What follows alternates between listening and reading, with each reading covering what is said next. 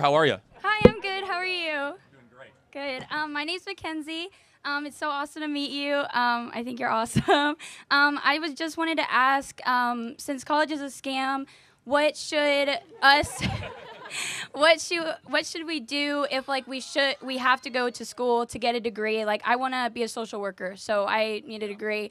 How can I make the best of my experience here if I'm getting scammed? Well, you're already doing it. I mean, look, just so everyone understands my perspective, if you have to go to college, go to the least expensive option available and get through as quickly as possible. But my opinion is that not just my opinion, the data shows there's millions of jobs that are open that don't require a college degree. We need more plumbers, electricians, welders. I think we need more people that are entrepreneurs and less people just with college degrees. But look, you're all in college. You're all kind of part of this institution. Just understand that half of you guys, when you graduate college, if you get a job, will get a job that doesn't even require a college degree. So half of people that go to college end up not even using the college degree. But as a social worker, honestly, my biggest advice for you is that hold on to your conservative principles even when you go into social work. Social work is super left-wing, as you well know, or you're probably learning it throughout. Yeah, and the reason being is this, is that when you're in social work, you are engrossed and surrounded by very sad stories, people that need help, people that need compassion, and automatically you think, well, we need a bigger government to help those people. Well, we as conservatives have a completely different perspective, that maybe instead of big government, we need big families. And maybe instead of the government being strengthened, we need more dads in the home. And instead of growing the size of the state, we need more people to go to church and to believe in the divine and respect of the individual and the dignity of every human being. We can share with a lot of social workers or in social work the need to help people that have less. In fact, we as Christians are called to do that. But we believe that permanent government assistance and programs is the wrong way to do that. Are you finding in social work it's a little bit left-leaning, or you're? Well, I'm not there yet. Oh, you will be. Yeah. But I do, I want to go to social work. I want to like help foster kids. The pro-life movement is something that's really important to me. So I want to do like what I can to help the foster system and, just make the future anti-abortion. God bless you. Thank you. Great you. First question. Thank you. Thank you. Yes. How's it going, Charlie? Good. How are you? Good. My name is Camden. I've been a supporter for you from a long time. And I have a quick question, or two quick questions. The first one is, why are colleges getting so much more liberal in this generation specifically, and what can we do about that? Well, I will say students are becoming more right-wing. I mean, this is amazing. Would you say this campus is pretty liberal? Yes. Yeah. Very. Do you guys feel as if on campus that if you speak out as a conservative, you are graded differently? Yes. Yeah. So you guys feel as if you say a conservative view, you'll be graded negatively? Yes. Yeah. So tell me more about that. I would just be curious. I'm in an economics of women and work class, and I'm like the only one in the there's class. an economics of women Yes, and it was required. It was required. And I'm the only pretty much conservative in the class that believes that the gender pay gap is a myth. That obviously it is, of course. But they're so stern on grading as if there is one. So if I say something that's against that, then I'm graded differently. This proves my point that college is a scam. You should not be forced to go into debt to study things that are not true. Right. I reject the whole premise. But yeah, look, part of the problem is that it's taxpayer funded. President Trump is waging a war against the college cartel, saying that federal taxpayer money will not go to schools like this if they teach garbage like critical race theory, DEI, transgenderism ideology. It's going to be a process actually unfolding that. But yeah, the other problem is this, is that these professors have never done anything in the real world, many of them. They have lived in their kind of circles of abstractions for their entire life. And again, I truly believe that if you were to go, and I'm not saying everyone should not go to college, but I think it's actually something you should consider. I think that doing a gap year instead of just going right into college and spending the equivalent money, like if I could ask, are you in-state or out-of-state at this school? In-state. You're in-state. What is the tuition, all-in cost tuition, room and board here? Way too much. Can I, 40,000, 50,000? 7,500 all in? The person at the mic, but yeah. I have bright future, so it's different for me. But okay, but you got to give me some idea. Around 20. With tuition, room and board, and everything, all in. Okay, so it's subsidized by taxpayers though, but right. It's a separate issue. Okay, so but for $20,000, I think you could better spend that money, quite honestly, experiencing other cultures, getting another job, doing things outside of just the walls of this school. That's why I'm such a critic. And it's I'll just be honest. I employ 1,000 people at Turning Point. I don't care where you went to college. Employers do not care where you went to college. They care about, can you do the job?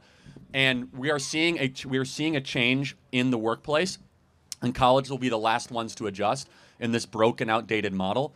Is that it's much more like sports teams, which is like, what is your skill? What do you bring to the table? Not like, where did you go to college or how long you were there? We're seeing the kind of emergence of a free agent system, if you will, based on skill and merit. So anyway, hope that answers your question. Thanks, I have one more question. Yeah, really quick. Okay, so I'm a Christian and I'm pro-life, right? And there's a lot of conservatives who also believe in the death penalty. But my question is, how can you believe in the death penalty and also be pro-life? I mean, it's a great question, but let me just. I think it's logically contradictory. Right. So, if I may use a young lady as a so let's pretend she was pregnant, okay, and there was an unborn human being in utero, and let's pretend he is on death row for murdering 5 people. There's a difference. That baby did nothing wrong in utero. He used his agency to go kill 5 other people. And as a Christian, the only law that is repeated in all 5 books of the Torah is that if you take a life, your life will be taken. Can I counter? Yeah, so please. Paul killed Christians before he wrote 13 books of the Bible. So how do we?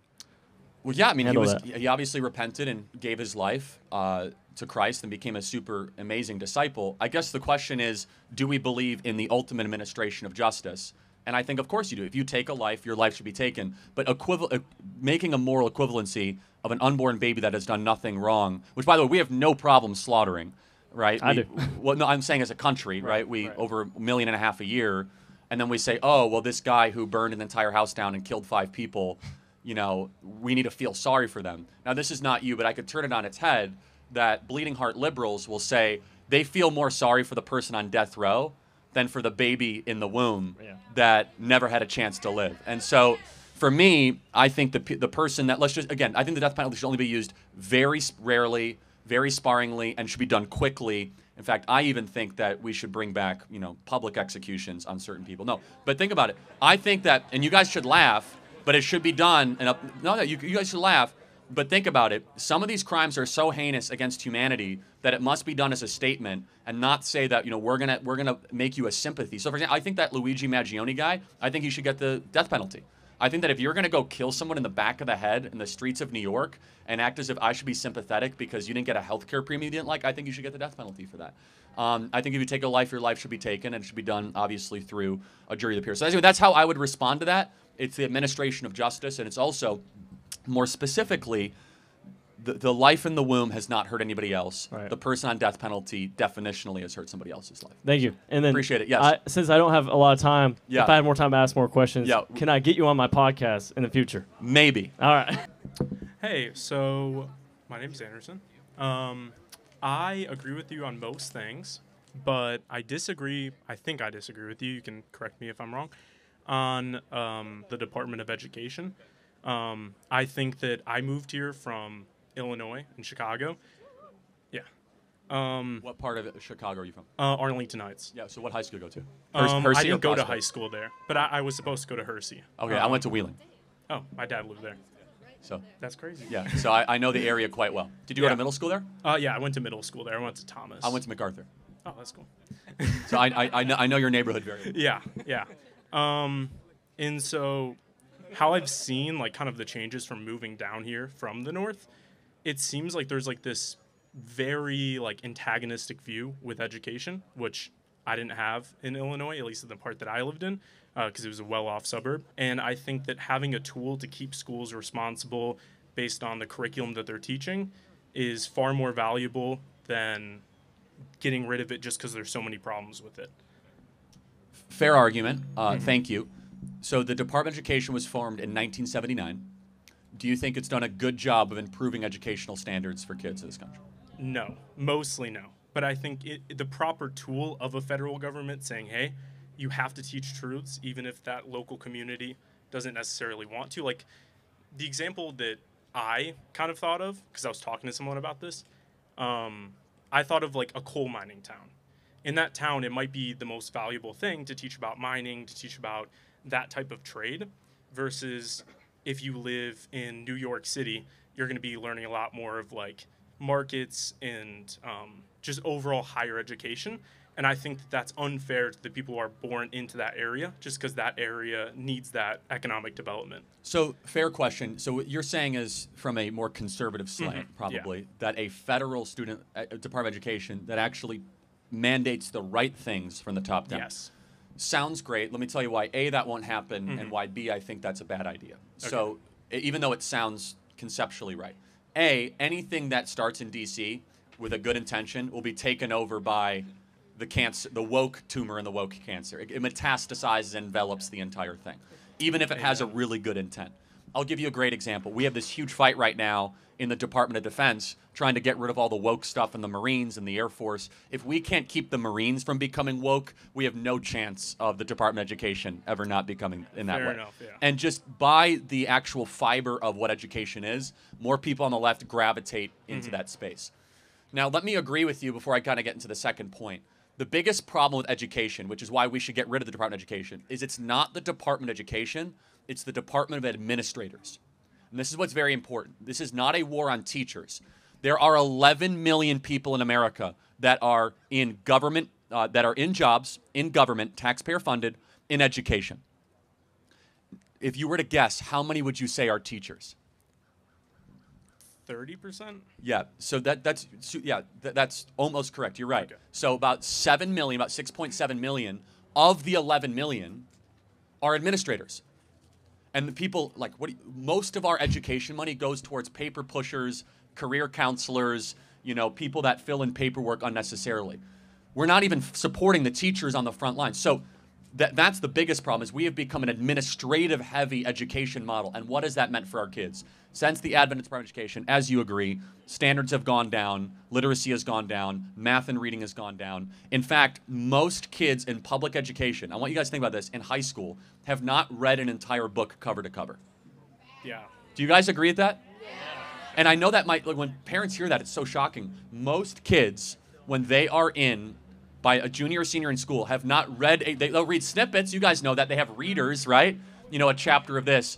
They have not read an entire book cover to cover. Let me go to my second argument why I think it's a bad idea. I don't think it's constitutional or in the role of government to get involved in the most intimate thing, which is education. And this is why. I think our view of education is wrong. You guys look at education probably because you've been taught as just, hey, get here so you can get a job. In the ideal sense, education should be about the growth of the soul and should be about the nurturing of good citizens, which is completely different than just career preparation. The view I have of education, which is what the founders had, which only very few people have, is that you guys should be here to read really old good books, to understand ancient philosophy, to become a well-rounded citizen of what is good, true, and beautiful, and then you could do any job once you graduate. That the hyper-specialization of our education system has been dreadful. But let me get to the Constitution, and I'd love to get your response. Constitutionally, I think we have made too many exceptions of the government should do this, the government should do that. If we look at Article 1, Section 8 of the U.S. Constitution, it enumerates 17 things that government can do. Education federally is not one of them. And it doesn't even do it well. And I think it's led to this bloat of federal agencies that shouldn't exist. And so finally, let's go back to that coal miner example. That's a really good example in one way. But at the other way, we should not impose on certain communities what values they should learn or not learn. And usually what happens is, we know, it's left-wing ideology that then gets imposed on local Christian communities or conservative communities that might have a different view. So what is your opinion on all that? I think that I feel like at this point there's so many different I feel like there's so many different government programs that don't adhere to the Constitution, at least not in a literal sense. Yes. Like, I'm not saying they're constitutionally illegal, but I would say they almost are. That is definitely an argument. But I do think that there is certain educational standards that need to be upheld. I just don't know the proper way to do that. Great. So my suggestion is we don't have to think too deeply about it. Is we already know what that looks like, which is that the states should run the education as they see fit, and the federal government should remove. Because we know back in the 50s, 60s, or 70s, we had much higher literacy rates, much better math scores. We've gone down. We're like 26th now in education, yet we're spending $250 billion a year on the federal Department of Education, mostly on administrative paperwork. So I think we need to empower more families. And the final thing I'll say is school choice, allowing parents to be able to send their and by the way, Florida has one of the most robust school choice programs in the country, and it works because competition education is a good thing. Final point, yes. Yeah, I know. My sister actually works at a Montessori school, and so I'm very on board with like school choice. But I think the first-party governmental schools, in my opinion, should have a certain level of standard. Just because I moved from Illinois to here, District 214. And I it wasn't a perfect school district. So I had my fair share of issues there. Very well funded at Thomas. It's very well funded. Yes. And let me just kind of, and then we'll go to the next question. It's well funded for a reason because of very, very high taxes. Not great. I know the area well.